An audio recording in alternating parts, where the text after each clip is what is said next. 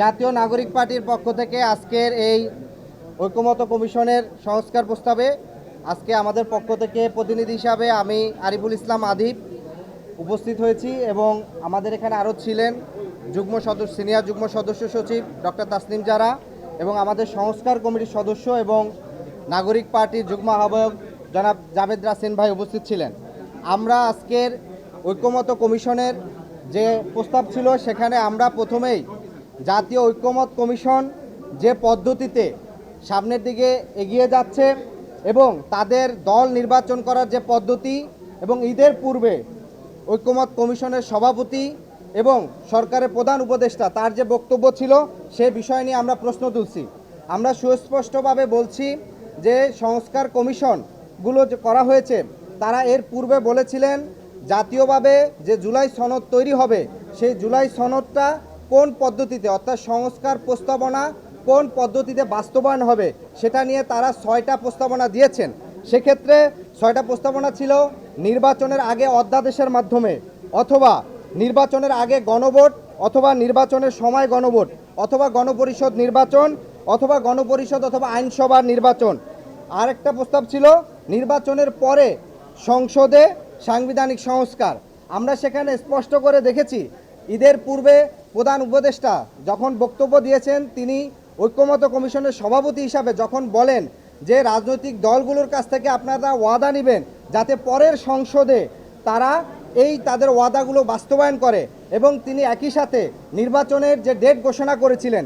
ফলে জাতীয় ঐকমত্য কমিশনের সভাপতি হিসাবে তাদের প্রস্তাবিত 6টা প্রস্তাবের মধ্যে প্রধান উপদেষ্টা এবং ঐকমত্য কমিশনের সভাপতি হিসাবে তিনি যখন একটি প্রস্তাবের দিকে হেলে যান এবং যেই প্রস্তাবটি দিয়েছে জাতীয়তাবাদী দল বিএনপি, ফলশ্রুতিতে আমরা মনে করি জাতীয় ঐকমত্য কমিশন এখন যেই পদ্ধতিতে আগাচ্ছে তারা নির্বাচনে এবং এই ঐকমত্য কমিশনে কোন কোন বিষয়গুলো থাকবে সেই বিষয়ে তাদের কিছুটা প্রশ্ন, তাদের অবস্থান প্রশ্নবিদ্ধ হয় এবং বিএনপির যে প্রস্তাব করছে যে পরের সংসদে গিয়ে রেটিফাই হবে এই প্রস্তাবনাগুলা, সেই দিকেই প্রধান উপদেষ্টার বক্তব্য কিছুটা একদিকে হেলে যায়। দ্বিতীয়ত বিষয় হচ্ছে ঐকমত্য কমিশনে যে রাজনৈতিক দলগুলোকে ডাকা হচ্ছে, এখানে প্রায় 24 থেকে 28টি দল ডাকা হচ্ছে। কি পদ্ধতিতে ডাকা হচ্ছে, অর্থাৎ কাদের কতটি সাংগঠনিক কমিটি আছে কিংবা নিবন্ধন আছে কি আছে না, মানে কোন পদ্ধতিতে ডাকা হচ্ছে সে বিষয়গুলো কিন্তু আমরা সুস্পষ্ট না। ফলশ্রুতিতে আমরা বলেছি জাতীয় ঐকমত্য কমিশনকে কাদেরকে এখানে ডাকা হচ্ছে সেখানে কি দল বেঁধে কোনো একটা দলের সুপারিশে ডাকা হচ্ছে কিনা সে বিষয়টি সুস্পষ্ট। কারণ আমরা দেখি যে ঐকমত্য কমিশনের অনেকগুলো দল তাদের আসলে অনেক সময় দেখেছি যে সুস্পষ্ট মতামত থাকে না, শুধুমাত্র একটি দলের বক্তব্যের প্রতি তাদের হ্যাঁ না বলা থাকে, এবং যখনই বিপরীত কোনো মন্তব্য কিংবা বক্তব্য আসে তখন দেখেছে সেখানে একটা হট্টগোল করার চেষ্টা করা হয়। ফলশ্রুতিতে আমরা বলেছি জাতীয় ঐকমত্য কমিশন কোন পদ্ধতিতে এই দলগুলোকে নির্বাচন করছেন সেটা সুস্পষ্ট করতে হবে। আরেকটা গুরুত্বপূর্ণ আমাদের বক্তব্য ছিল যে আপনারা জানেন যে জুলাই আগস্টের গণ অভ্যুত্থান সংগঠিত হয়েছে, এই অভ্যুত্থান শুধুমাত্র সকল রাজনৈতিক দলের চেষ্টায় হয় নাই, এর বাহিরে সকল পেশাজীবী সংগঠন, সকল পেশাজীবী এবং জনতার একটা বড় অংশগ্রহণ ছিল যাদের আসলে কোনো প্রতিনিধি নাই। একই সাথে এখানে ছাত্রদের একটা বড় অংশগ্রহণ ছিল। ফলশ্রুতিতে আমরা মনে করি শুধু এখানে যাদেরকে ডাকা হয়েছে এরাই সারা বাংলাদেশের সকল জনগণের 100% ম্যান্ডেট নিয়ে আসতে পারে না।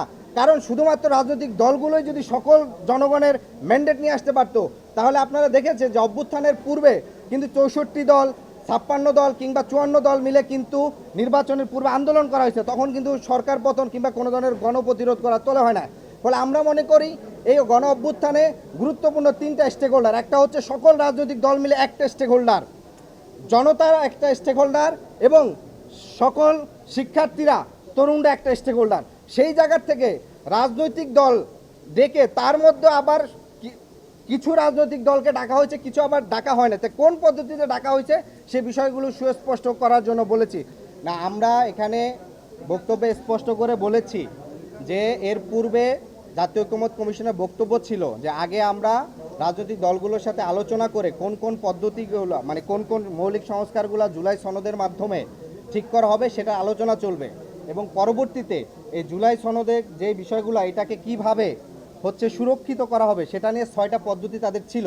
কিন্তু গত 15 দিনে জাতীয় ঐকমত্য কমিশনের সভাপতির জায়গা থেকে তিনি যে বক্তব্য দিয়েছেন, সেই বক্তব্যের জায়গা থেকে আমরা মনে হচ্ছে শুধুমাত্র একটি দল ওই 6টির মধ্যে যেই প্রস্তাবটি দিয়েছেন, অর্থাৎ এখানে অনেকগুলো দল বলেছেন নির্বাচনের পূর্বে গণভোট হয়ে এটা হচ্ছে সলিউশন হয়ে যাবে। কারণ এখানে মনে করেন মৌলিক সংস্কারের বেশ কিছু বিষয় হয়তো একটি দল চায়, বাকি 15টি দল চায় না।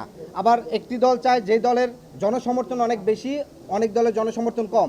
তাহলে এখানের মূল যে সংস্কার সেটা কোন পদ্ধতিতে হবে?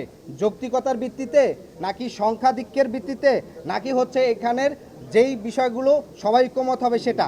তাহলে দেখা গেছে যে সকল দল মিলেও সকলের ম্যান্ডেট আসছে না। সে কারণে আমাদের প্রস্তাব ছিল গণপরিষদ।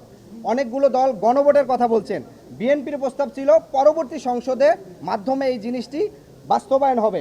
ফলশ্রুতিতে ঈদের পূর্বে প্রধান উপদেষ্টা তিনি ঐকমত্য কমিশনের সভাপতি হিসাবে যখন বলে ফেলেন যে আপনারা পরবর্তী সংসদে যারা আসবে তাদের কাছ থেকে ওয়াদা নেবেন, তার মানে তিনি গণভোট নাকচ করে দেন। এবং আমরা দেখেছি প্রধান উপদেষ্টার যে বিদেশ সফর করছেন, সেই সফরেও তিনি হচ্ছে গণভোটের বিষয় বলছেন যে গণভোট বিষয় জনগণ জানে না। ফলে তার ঐকমত্য কমিশনের সভাপতির জায়গা থেকে এই বক্তব্য তাদেরই যে 6টি প্রস্তাবনা দিয়েছে সেখানে বাকি 5টিকে খারিজ করে বলে, যার কারণে আমরা ঐকমত্য কমিশনের এই বিষয়গুলো নিয়ে উত্থাপন করেছি যে কেন এই বিষয়টি করা হয়েছে।